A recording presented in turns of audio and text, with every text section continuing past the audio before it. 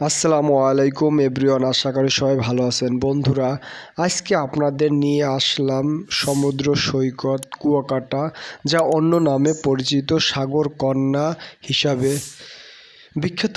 এই সাগরকন্যা কুয়াকাটার আপনাদের কিছু অংশ আমরা দেখাবো, যে সমুদ্র সৈকত এর পাশে আসলে কেমন, সেইগুলো নিয়ে আপনাদের শর্টকাটে ছোট একটি ভিডিও আপনাদের সামনে নিয়ে আসলাম। আমরা বাগেরহাট থেকে আমরা 4 জনে এই ট্যুরটা সম্পূর্ণ করেছি। তাহলে চলুন কিভাবে আমরা সমুদ্র সৈকতের পাড় দিয়ে মোটরসাইকেল কিভাবে রাইড করে চলছি।